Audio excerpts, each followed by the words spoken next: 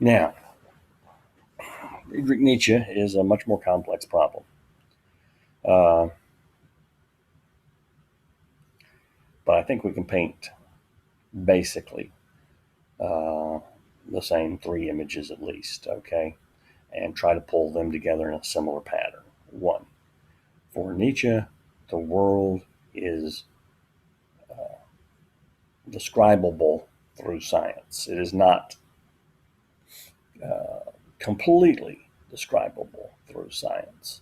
Uh, he does not believe that everything can be reduced to scientific components.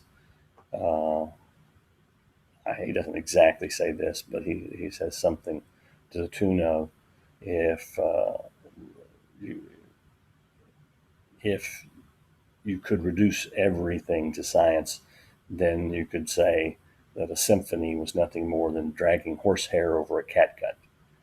And I think he's right in saying you can't do that. But he does not want to appeal to a supernatural world. His idea of supernaturalism is that that it is the God of the gaps. It's the since we can't explain it yet, we'll just posit God. Um, it's also a matter of discovering for Nietzsche that it's that universals don't really exist. We build the universe up from our experience rather than having our experience forced on us by some transcendental reality.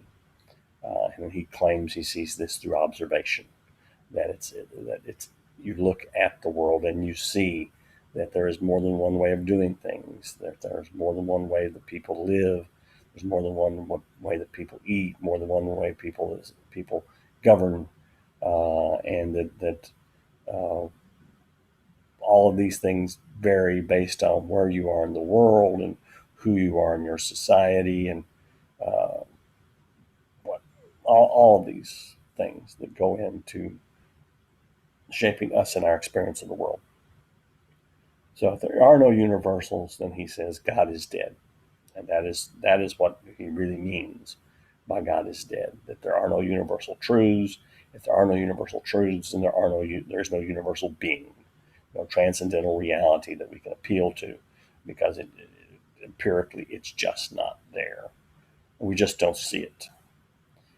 As there is no universal reality, there is no divine, we must make our own meaning in the world. Uh, he talks about it in one place as giving style. Now, again, Nietzsche is essentially a materialist. He does think that science describes things. He is not some kind of absolute free will type person at all. He takes for granted that there are components of ourself that we are born with,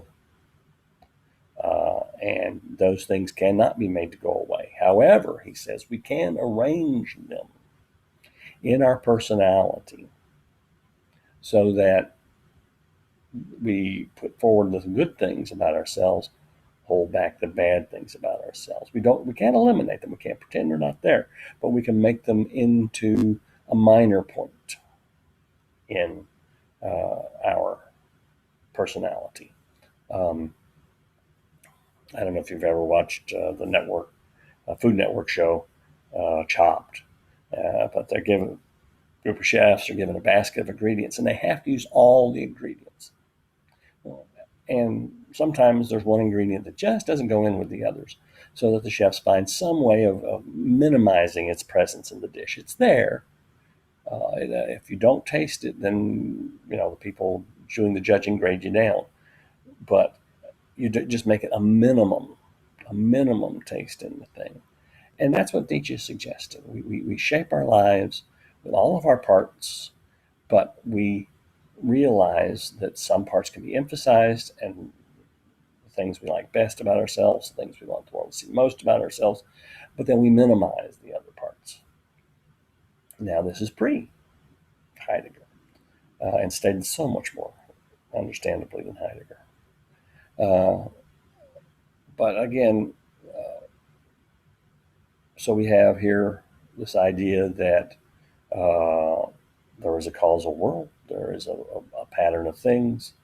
Uh, we're working within that pattern of things uh, to try to create a self that is harmonious, that is pleasant to look on, that gives us pleasure to be, but not pleasure for the sake of pleasure being the good, but rather that it's a whole lot easier to be a person that you like being rather than being a person you don't like being.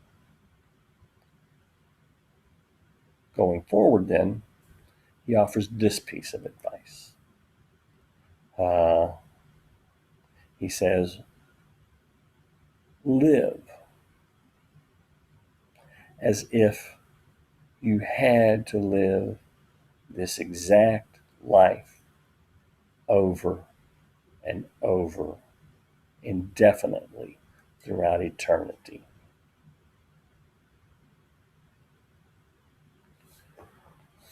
So, what Nietzsche is asking is several things. One, trivialize nothing. Everything is important because you're going to have to face this over and over and over throughout eternity. So you can't look at it as some kind of minor moment that I can ignore. It's all important because it's all going to be lived over and over. Well, at least as if we're going to do it. He doesn't actually come right out and say. This is referred to as the doctrine of the eternal recurrence. He doesn't come out and say we will live it over and over, but he certainly says it's a possibility that we might live it over and over. And so that whole problem of freedom is at once ignored and embraced. After all, we can't be guaranteed that we're not us living it over again, are we? In which case we're stuck because it's already been lived this way. We're going to have to live this way. Uh, but in case this is the first time, live as if. Uh, that's at least one thing to take away. That for Nietzsche, we're always should be living as if we're going to have to do this over and over forever. So we're trying to give it style so that it's something we can live with pleasantly, enjoy, thrive. He wants us to thrive. That is what Nietzsche sees as wrong with the philosophers we've looked at. He suggests that they don't want us to live. They continually want us to subsume ourselves in something greater, to disappear, to vanish, to transcend. But transcend to what? He says there's nothing to transcend to. All there is here and now. The physical world in which we live. This is reality. That other stuff is all hoo-ha, woo-hoo. Reality is here and now. So we must live here and now. If there is another time, it will come about through the laws of science. And if it comes about through the laws of science, then it will be exactly as we have lived it already. So live with style, with an awareness of who you are, making the best of who you can be. Those who tell us not to do that are persons who are embracing weakness rather than strength, death rather than life. These are the people who create all the thou shalt nots, says Nietzsche. They're always telling you what you shouldn't be doing. He says, I'm telling you, live, realize yourself, be yourself. And that, of course, ultimately is the doctrine of the Ubermensch, the Superman. He wants us to be all we can be. In doing that, it's the possibility that we will hurt others.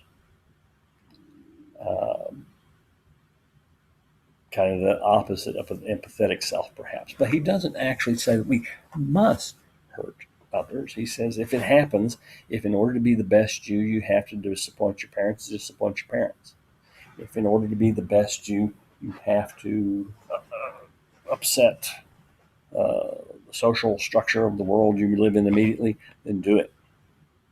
The important thing here is you must perfect yourself.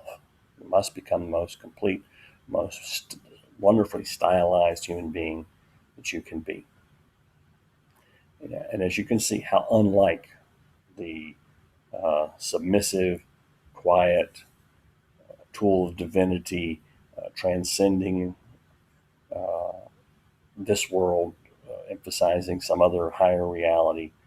Uh, I mean, Nietzsche is just antithetical to all of that, as in large part is James. James is not advocating for salvation.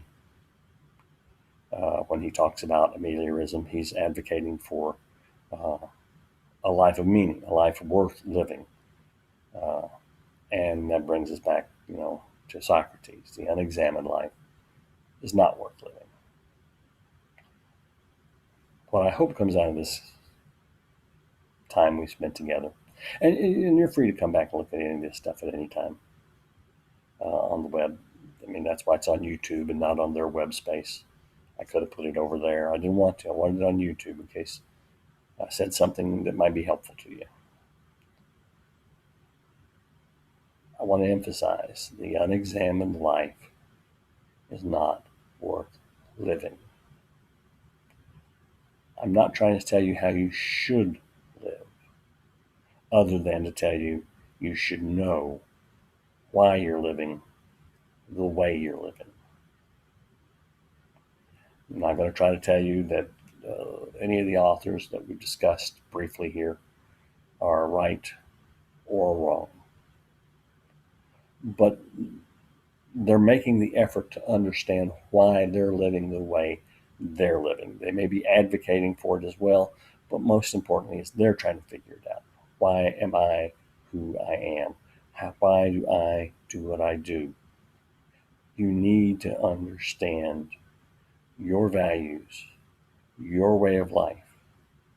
Do not take for granted that the person next to you thinks what you think.